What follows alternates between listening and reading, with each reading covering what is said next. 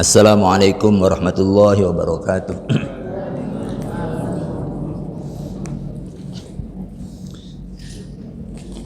Bismillah wassalatu wassalamu ala rasulillah wa ala alihi wa sahbihi wa mawala. La hawla wa la quwwata illa billah. Amma ba'du, subhanaka la ilma lana illa ma 'allamtana innaka antal alimul hakim. Allahumma arinal haqqa haqqa warzuqna husna ittiba'i wa arinal batila batila warzuqna husna ijtinabih. Para jamaah, Bapak Ibu sekalian rahimakumullah,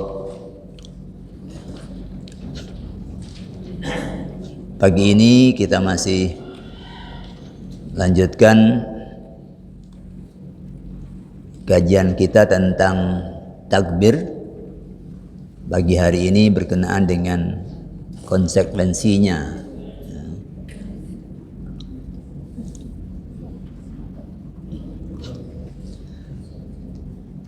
Di dalam lafal takbir yang dianjurkan oleh ulama mazhab Syafi'i,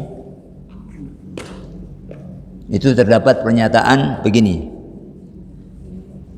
La ilaha illallahu wa la na'budu illa iyyahu mukhlisina lahuddina walau karihal kafiruna, ya.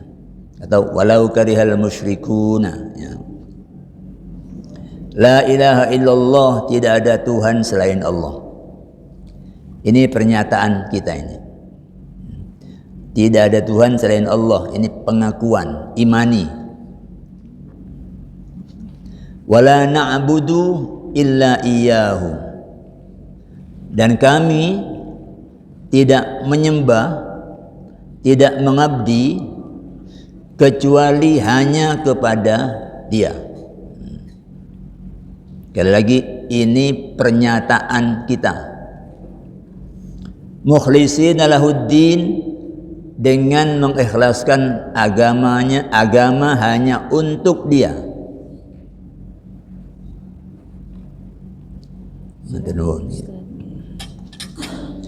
Walau karihal kafiruna, walaupun orang-orang kafir tidak suka. Nah, ini pernyataan ini boleh disebut sebagai kebulatan tekad. Walaupun orang kafir tidak suka, kami tidak menyembah kecuali hanya kepada Dia, dengan mengikhlaskan agama hanya untuk Dia.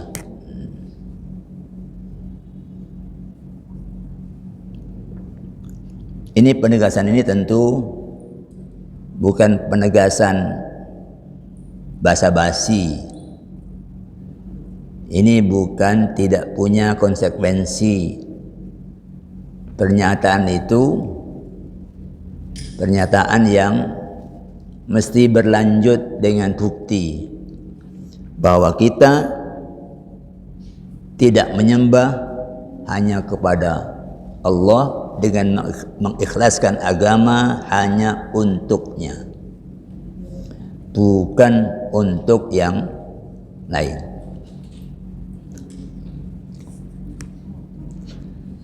Di antara konsekuensinya yang pertama itu adalah konsekuensi untuk memahami ajaran agamanya dengan baik.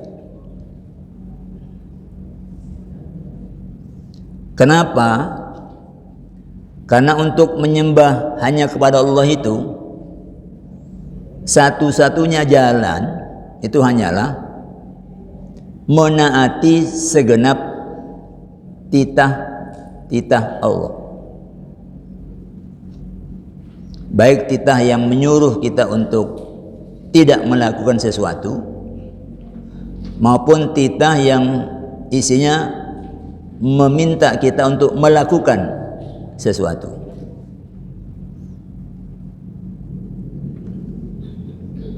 Titah-titah itu terangkum di dalam agamanya.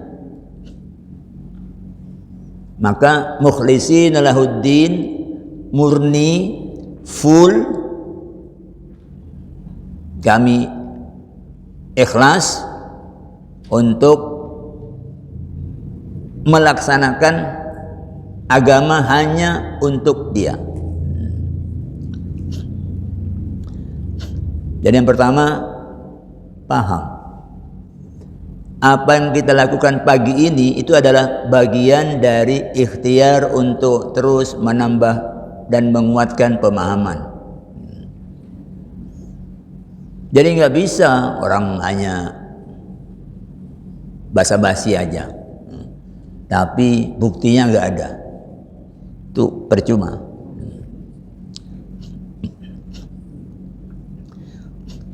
Kalau kita tidak memahami agamanya dengan baik, maka boleh jadi kita merasa sudah menaati Allah secara murni, merasa melaksanakan agamanya dengan sungguh-sungguh, namun sejatinya tidak. Tidak sungguh-sungguh. Ya. Kalau sungguh-sungguh itu full, total, itu baru sungguh-sungguh. Bukan sekedar pokoknya jalan. Ya.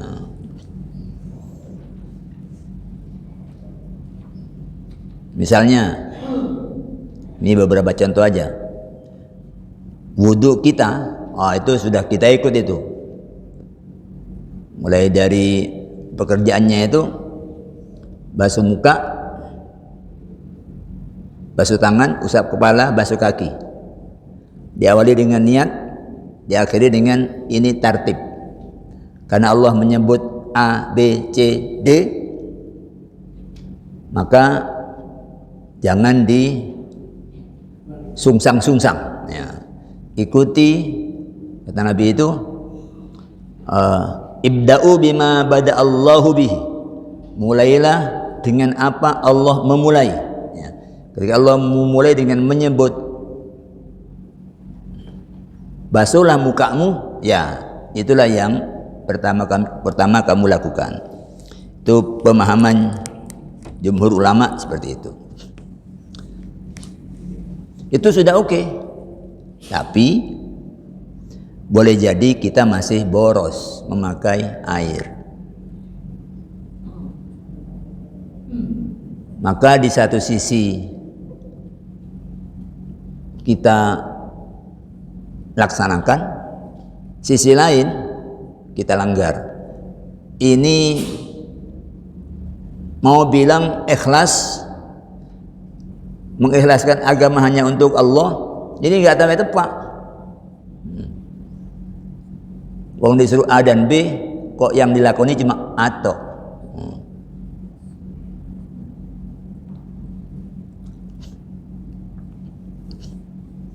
Sahabat Abdullah bin Amr bin As menuturkan bahwa gara-gara boros dalam memakai air ketika wudhu, Sa'ad oleh Nabi ditegur.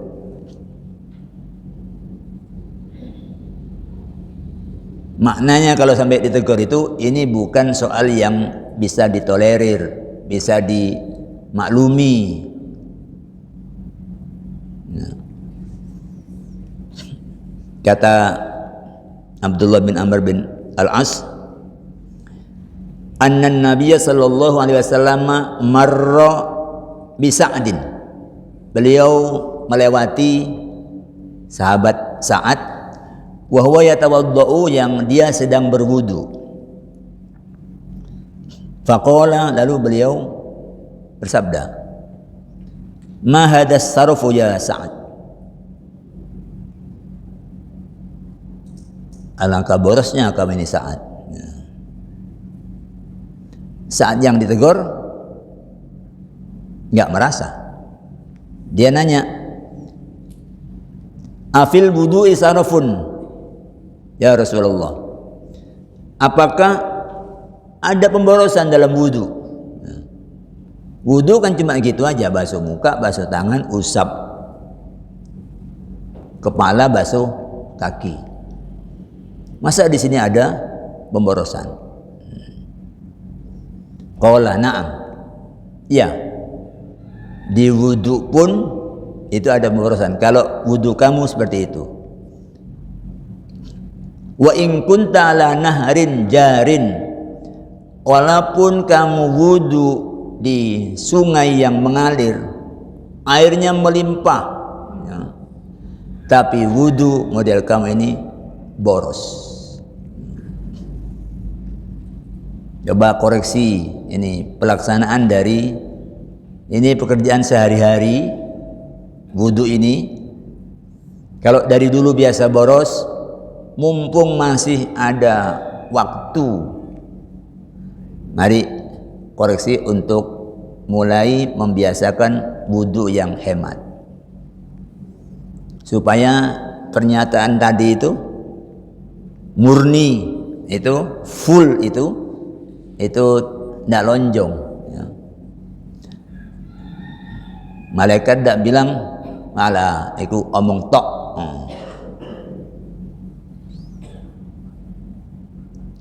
Seberapa itu Nabi pakai air? Dulu pernah kita singgung bahwa sahabat Anas bin Malik yang apa istilahnya menjadi pembantu beliau selama di Madinah, yang biasa menyediakan kebutuhan beliau termasuk kebutuhan air untuk wudu. Anas tahu seberapa wudu Kanjeng Rasul. Dia bilang Kanjeng Rasul itu wudu itu dengan 1 mud, bimuddin. 1 mud itu 1/4 sok.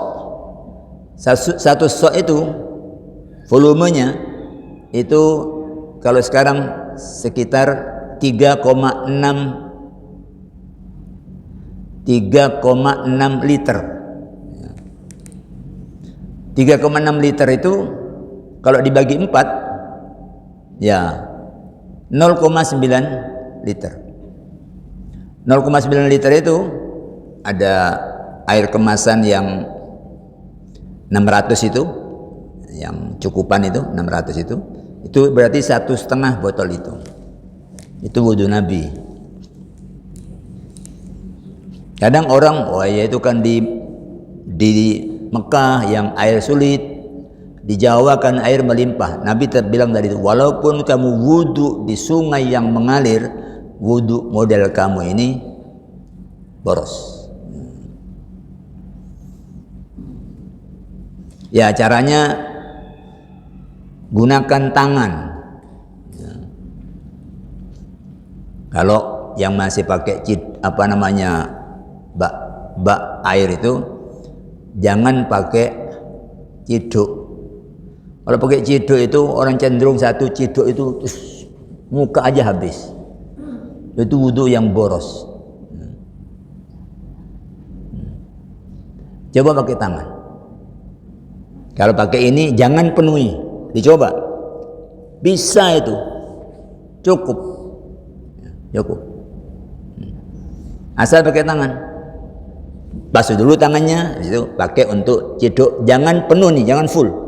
Mulai diginikan. Ini 1 kali aja sudah kena semua.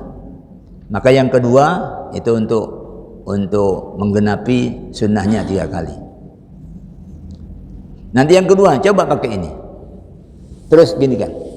1 kali sudah selesai. Tinggal genapi sunnahnya 3 kali.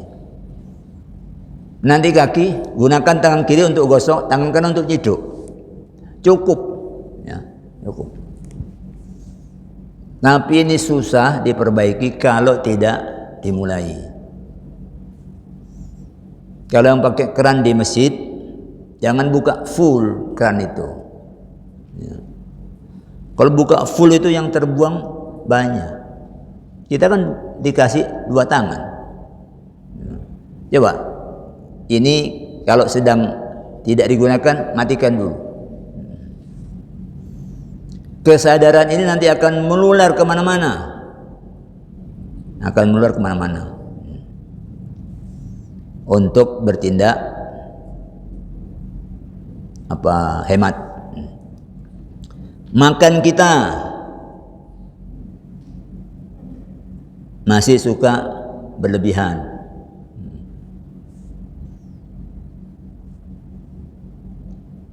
Makan itu diperintah, itu ibadah. Orang yang sengaja mogok makan itu maksiat.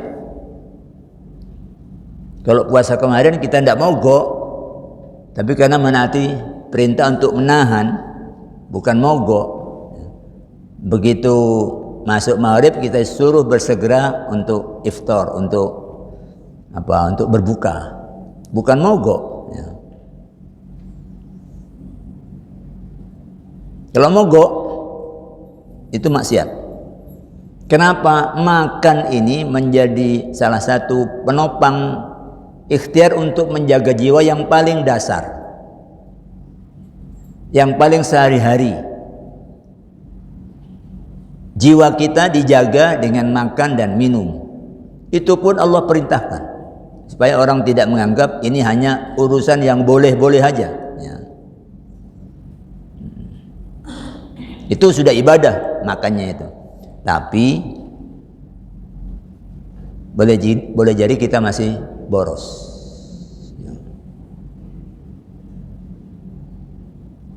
Boros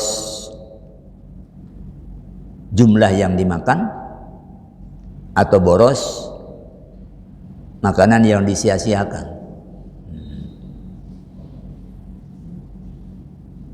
Nabi menyatakan makan itu sekedar cukup untuk membuat tegaknya tulang sulbi. Artinya bukan sak kenyang-kenyangnya, bukan sak pol-polnya. Kalau secara fisik orang bisa dilihat dari lingkar perutnya. Itu kalau kesehatan lingkar perutnya. Kalau sudah mulai lebih, berarti aku ini boros. Kendalikan. Coba itu nanti kan efeknya bawa positif kepada yang lain. Saya kemarin ada tamu cerita ibunya. Ibunya itu dulu gemuk. Gemuk karena minum jamu yang bikin nafsu makan meningkat. Gemuk sampai tidak bisa melaku, duduk di kursi roda. Enaknya mulut dituruti, perut itu elastis, diisi makin banyak, nantilah wong bayi aja bisa ada dalam perut. Ketika ibu belum hamil kayaknya di mana ya anggone bayi, ternyata 4 kilo bisa ada di situ. Jadi perut itu bisa kembang. Lalu putranya berikhtiar agar ibunya ini diet. Sekarang melaku enak. Berkat umroh, terus gak ada kursi roda. Padahal tahunan dia tidak bisa jalan. Dan itu lutut itu ngeluh itu. Ini berat misalnya 90. Penopangnya tetap kaki yang sama. Ini kan alat transportasi yang paling dasar, kaki ini. Ini bawa 90 kilo. Sama bawa cuma misalnya 55 kilo. Ya tentu ini bersyukur ini, lutut ini. Alhamdulillah bebanku ringan. Sing roto lingkar perutnya sudah mulai lebih. Itu bagian dari untuk koreksi. Ayo dikurangi. Lek mangan enak itu ya enak. Tapi ojo di pol-polno. Wa kulu washrabu wa la tusrifu. Makanlah, minumlah dan jangan berlebihan. Jangan hanya makannya yang disuruh. Ini kan perintah, tapi ada larangan, jangan berlebihan. Termasuk yang sering saya singgung itu berlebihan dalam menyisakan makanan layak konsumsi yang kemudian terbuang di tempat sampah. Jadikan kebiasaan kalau kita mendapatkan suguhan makanan kok tidak habis, bawa. Jangan gengsi. Nggak ada gunanya gengsi itu. Ya. Gengsi itu kan cucunya sombong. Ya. Gengsi itu. Nanti di akhirat ketika ditanya, ngapain kamu itu tinggal?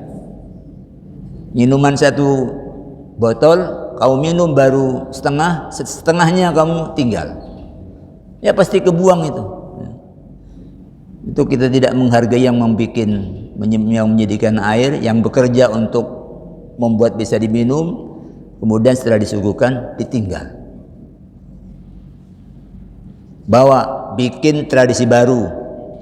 Bilang ke tuan rumah, mohon maaf saya bawa, mohon izin ini supaya tidak terbuang. Wah, itu tradisi yang mesti kita kembangkan. Ini yang sering saya singgung juga, kita masih terprovokasi untuk melayani para pembuli atau penista Al-Quran, penista agama, kita layani. Dan kadang-kadang ini dianggap jihad di jalan Allah. Bahkan ada di YouTube itu sandarkan kepada ulama tertentu, entah benar atau enggak. Kalau agamamu dibuli, kamu tidak marah, himar kamu ini, keledai kamu ini. Gagah itu, gagah untuk menggerakkan jihad. Tapi Allah tidak nyuruh itu.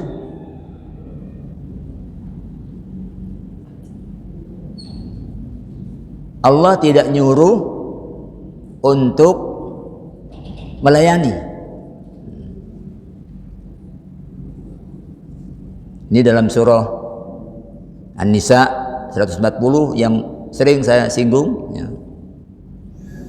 Allah mengingatkan kalau kamu mendengar ayat-ayat Allah diingkari dan diperolok-olokkan, Allah langsung bikin larangan. Fala taqudu ma'hum.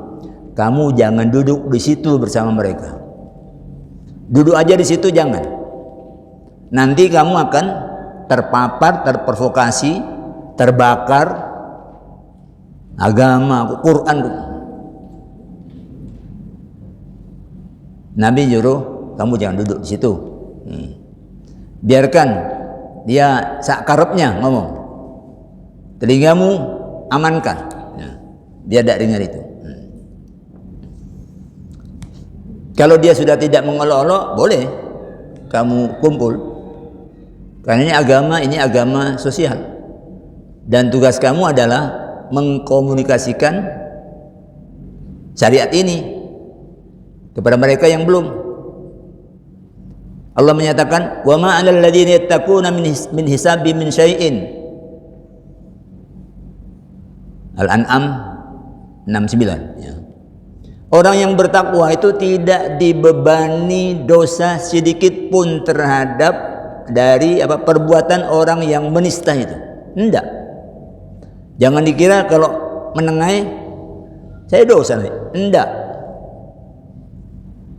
Beban satu-satunya adalah walakin dzikra. Ingatkan aja. La'allahum yattaqun.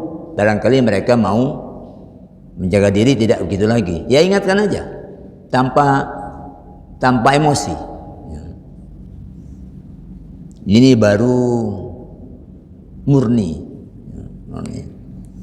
Jadi setan itu jalannya banyak untuk menjerumuskan orang itu, termasuk yang seolah-olah itu agama.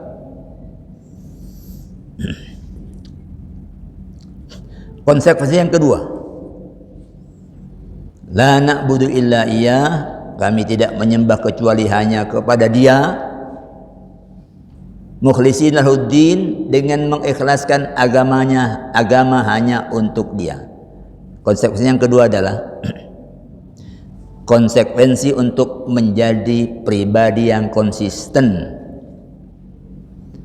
dengan mengokohkan keterikatan pada agamanya. Bahasa Quran, fa'akim wajhaka lid-dini hanifa. Fokuskan wajahmu Muhammad pada agama ini dengan lurus lapang.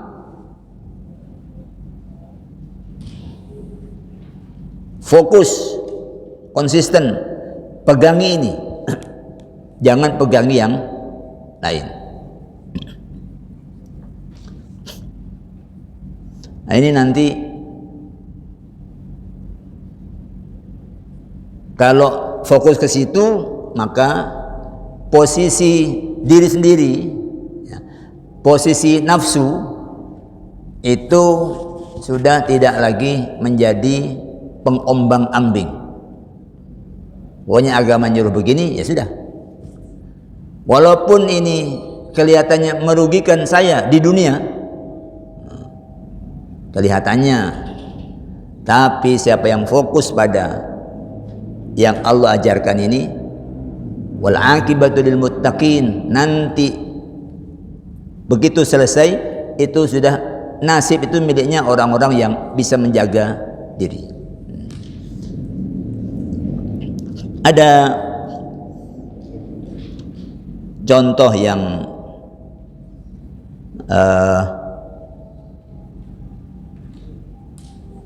sahabat Nabi, ya, contoh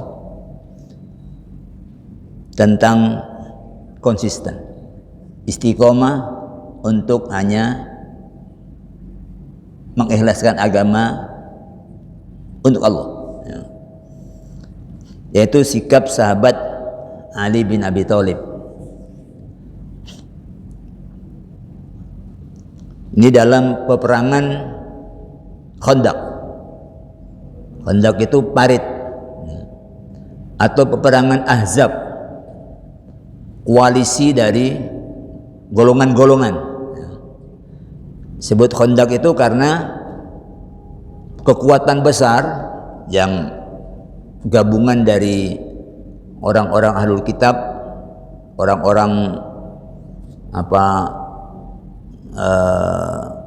penyembah berhala, orang-orang musyrik, itu gabung menjadi kekuatan yang besar. Ahzab itu golongan-golongan itu untuk menyerang Madinah. Wah, itu dari sudut kekuatan jauh. Nah, sahabat Nabi Salman itu punya ide, Madinah kalau dibiarkan tanpa ada penghalang, dengan mudah mereka masuk. Maka Salman mengusulkan buat parit yang lebar dan dalam, agar mereka tidak bisa nyebrang kecuali bikin jembatan. Tapi ternyata ada yang mencoba dengan memacu kudanya kuat-kuat, melompat dan berhasil masuk ke Madinah. Ini namanya Amr bin Abdul Wad. Ini seorang jawara pedang dari kalangan Quraisy. Artinya dia orang ini benar-benar berani masuk sendirian dengan memacu kudanya kuat-kuat. Lalu dia nantang, karena biasanya dulu itu kalau perang itu ada perang-perang tanding lebih dahulu. Perang tanding itu 1 lawan 1. Ya, beberapa sahabat agak khawatir juga menghadapi Amr bin Abdul Wad ini, karena dia dikenal, ya mungkin kalau tinju itu ya zaman dulu ya Muhammad Ali atau Mike Tyson, ya. Musuhnya itu sudah mentalnya turun. Tapi Nabi menyuruh Ali, hadapi Ali. Nah, ini luar biasa nih, mantu ini, anak mantu. Lek kalah anaknya jadi janda. Ali masih muda, jauh lah dengan lawannya ini. Tapi Ali kemudian dapat menyabetkan pedangnya ke paha Amr bin Abdul Wad ini. Lumayan paha. Kucuran darah tentu deras sekali di wilayah ini. Tapi ini langsung meludahi muka Ali itu. Siapa? Abdul Wad ini. Jadi bagian dari syawarnya untuk membuat Ali marah. Kalau orang marah kan lebih gampang ditaklukkan dibanding orang yang tenang. Muka Ali diludahi. Ali langsung mundur, menghentikan serangan. Dia atur diri, kuasai diri. Begitu sudah tenang, Ali lanjutkan. Ya mudah, orang sudah cedera di kaki, ya, di paha. Ini salah satu penopang tubuh kita yang utamakan kaki ini. Ya. Kalau orang sudah tinggal satu, kakinya mudah dirobohkan. Ya.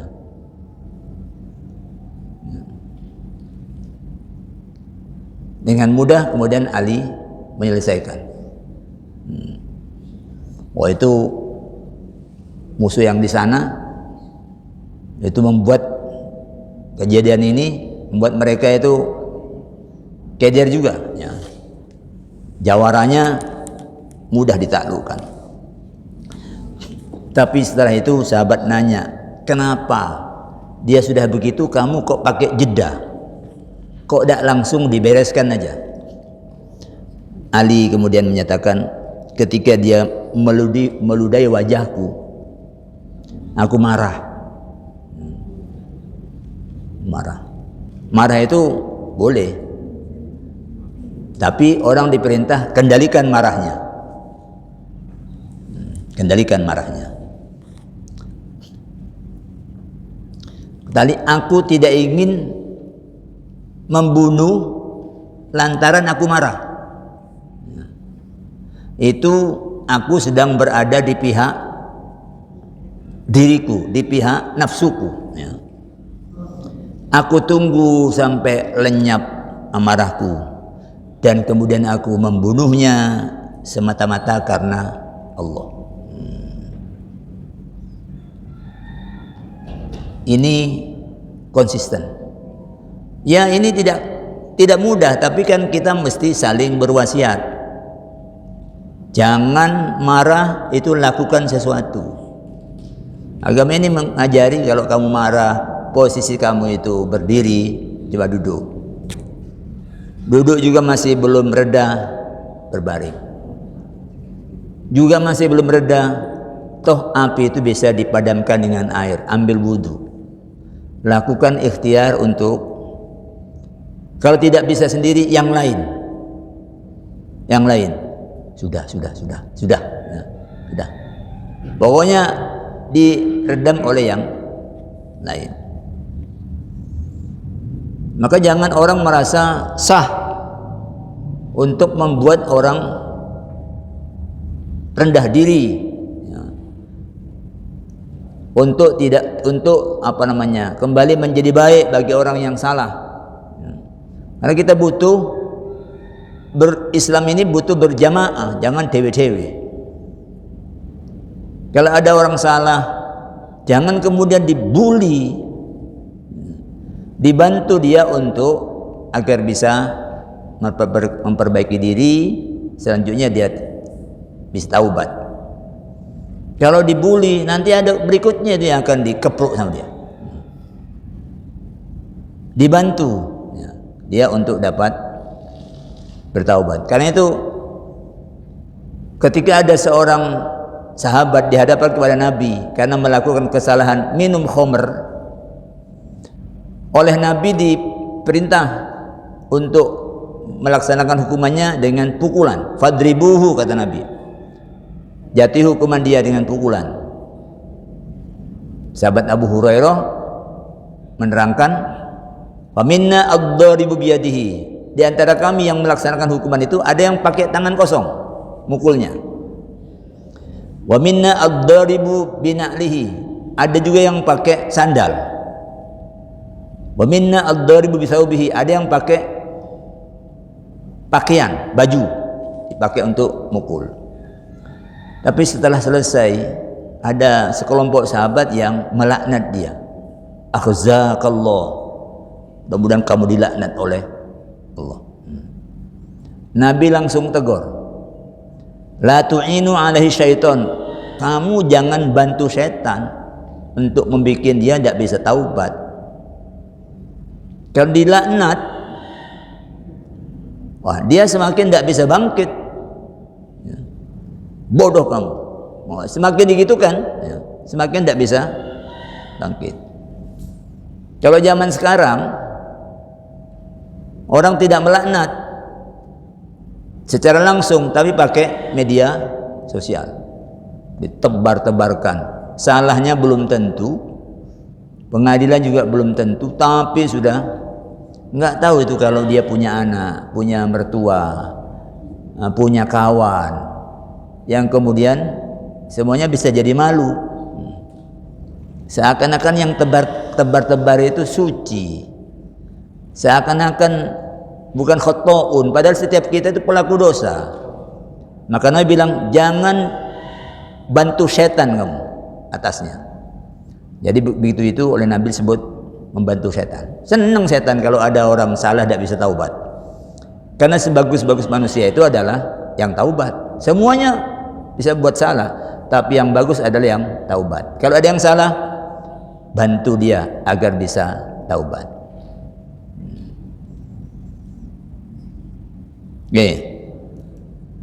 Untuk mengokohkan konsistensi keterikatan pada agama Allah, Nabi, kata sahabat Hudzaifah, melarang kita untuk bersikap latah. Nabi bersabda, la takunu imma'atan, kamu itu jangan bersikap latah.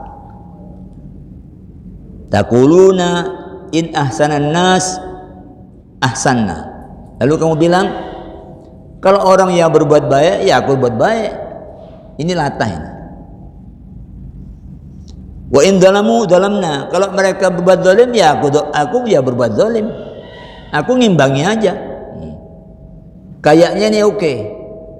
Ini adalah pribadi yang tidak punya pendirian. Walakin wattinu anfusakum, kuatkan diri kamu. In ahsanan nasu an tuhsinu, manusia berbuat baik, ya kamu berbuat baik, berbuat ihsan. Wa in asa'u fala tadlimu, tapi kalau mereka melakukan keburukan, kamu jangan berbuat zalim. Artinya orang ini punya pegangan. Kalau mereka baik, ya tentulah sini baik. Mereka buruk, tidak. Ada stopnya. Karena ini orang konsisten dengan aturan agama.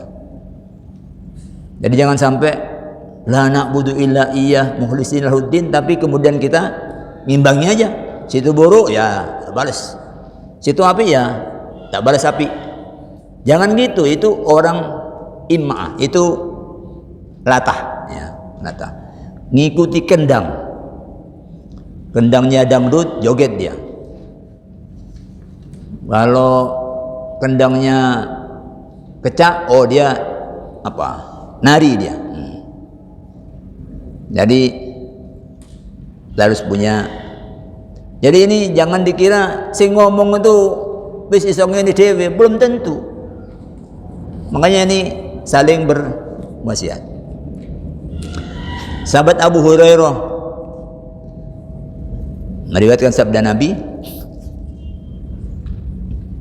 sil man qata'aka, sambung tali rahim itu dengan yang memutusnya terhadap kamu.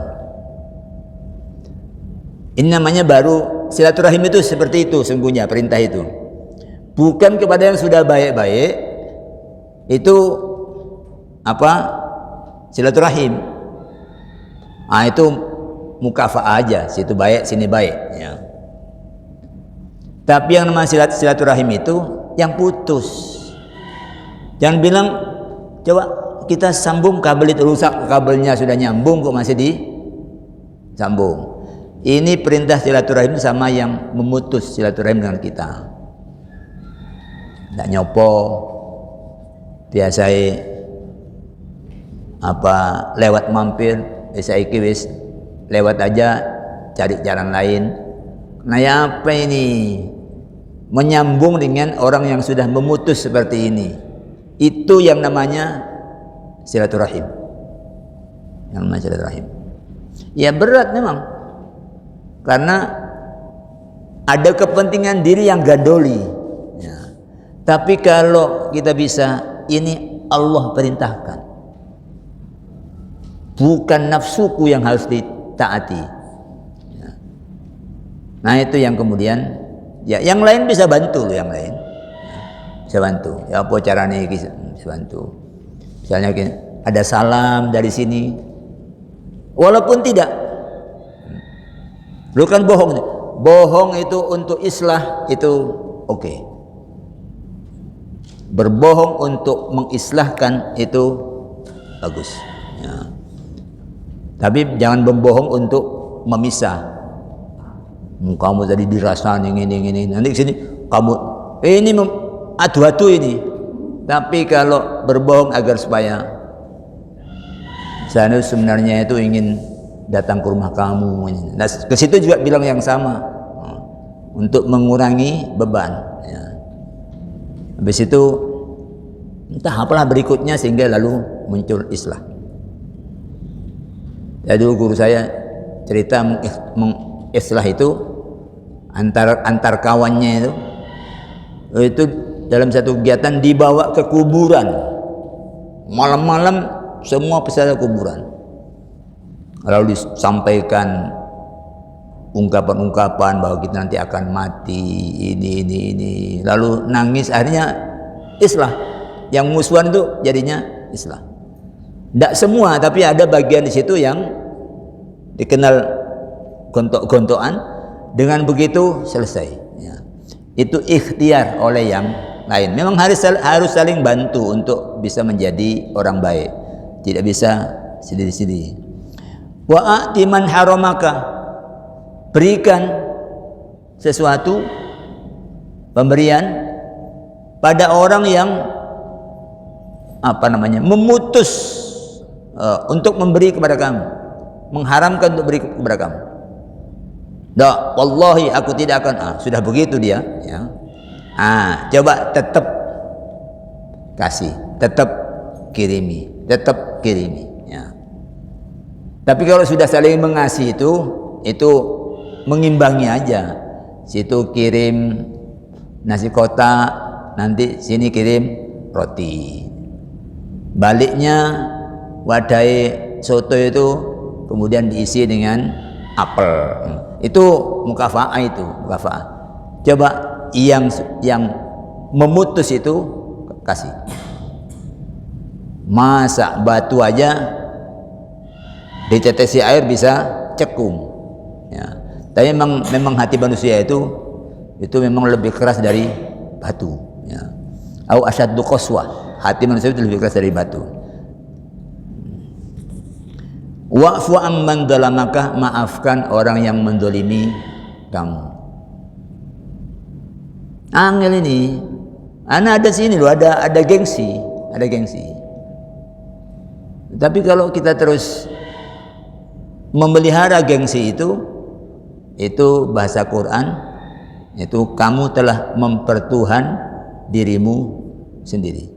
Padahal omonganmu, aku tidak ada Tuhan selain Dia dan aku mengabdi hanya kepada Dia dengan mengikhlaskan agama. Jadi ini hal-hal yang ideal ya. ideal. Tapi memang kita harus menuju yang ideal itu.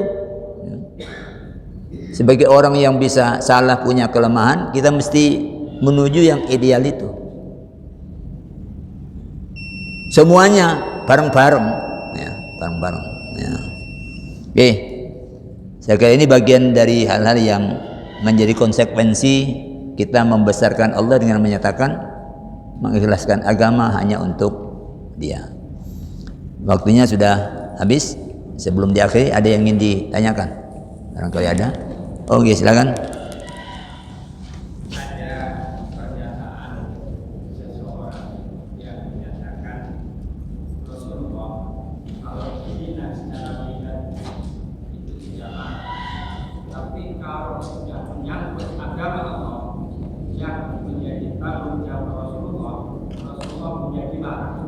Bagaimana pernyataan ini dikaitkan dengan terjadinya pembunuhan oleh Ali bin Abi Thalib kepada Ahmad bin Abdi. Kemudian ada seorang ahli bilang bahwa pembunuhan itu tidak diperbolehkan karena masalah kematian itu adalah hak Allah. Mohon penjelasan. Okay. Baik, yang pertama tentang riwayat bahwa Nabi itu tidak marah kalau yang dihina itu dirinya, tapi beliau marah kalau yang dihina itu agama. Itu salah itu. Kata-kata dihina itu salah, tambahan yang disisipkan yang membuat orang salah tentang memahami agama. Yang benar itu kalau ajaran Allah dilanggar, itu Nabi marah. Artinya tidak diem aja. Tapi kalau dihina, Nabi itu diem. Tidak marah itu artinya bukan gak ada marahnya loh ya. Tapi beliau itu bisa kendalikan marahnya. Marah itu bawaan setiap orang. Tapi orang sebut tidak marah kalau dia kendalikan. Caci maki depan orang dia menang. Jangan dikira tidak marah loh. Tapi orang tidak marah itu ya, maknanya wal kadhiminal ghaidha, marahnya itu dia kuasai ya. Nah, tapi yang menyebut kalau agama dihina, tidak ada yang bisa menghadapi beliau, bisa tegak di hadapan beliau karena marahnya beliau. Itu salah, tidak ada hina itu, tidak ada. Yang ada adalah kalau agama dilanggar, Nabi mesti ngomong, nggak diem. Ya, agama dilanggar. Kayak tadi itu, ahzakallah, langsung oleh Nabi ditegur. Ya. Tapi kalau Nabi mau dibilang tukang sihir, bilang pembuat penyair, itu Quran itu hanya hasil dari mimpi siang bolong, Nabi tidak marah.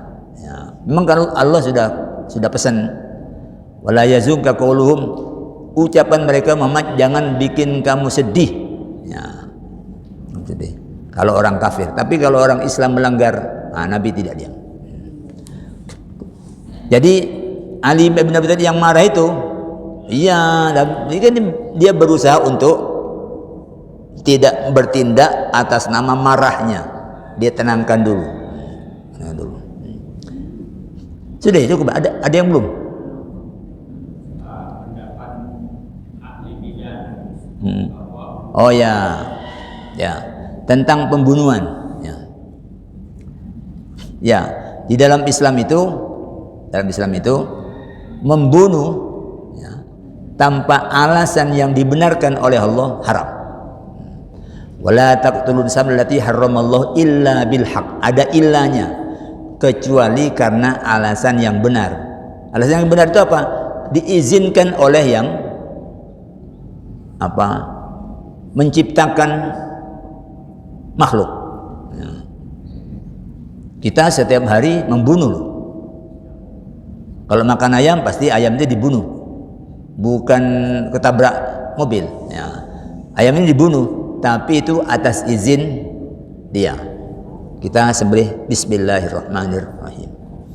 Manusia itu ada yang oleh Allah dihalalkan darahnya ketika melakukan sejumlah perbuatan. Satu, as-sayyibuz zani.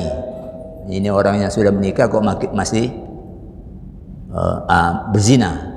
Nah, itu hukumannya adalah hukuman mati. Itu melaksanakan perintah Allah, bukan perintah nafsu. Kemudian wan nafsu bin nafsi. Orang yang membunuh orang lain tanpa alasan yang benar, itu Allah perintahkan jatuhi hukuman mati.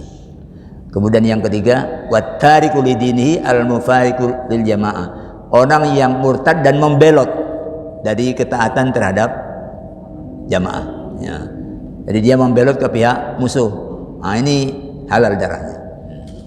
Jadi tetap tidak keluar dari itu hak Allah, karena Allah sudah berikan haknya, untuk perintahkan kepada kita untuk memenuhi hak Allah. Maka pembunuhan dengan alasan yang benar itu sesungguhnya adalah manifestasi dari pemenuhan hak Allah, ya. Iya, an-nafsu bin nafsi tadi itu, membunuh itu hukumannya qisas. Kecuali kalau nanti yang keluarganya itu diberi oleh sultan, diberi kekuasaan, mau memilih dia dihukum mati atau dia mau memilih untuk mendapatkan diat, ya, mendapat tebusan, ya, atau malah memaafkan sama sekali. Dia tidak dibunuh, dia maafkan sama sekali. Itu Allah berikan kepada dia hak untuk memilih, ya. Oke, saya kira cukup. Kita akhiri dengan hamdalah. Alhamdulillahirabbil alamin. Aku qauli hada wa astaghfirullah li wa lakum. Wassalamualaikum warahmatullahi wabarakatuh. Astaghfirullah rabbal baraya.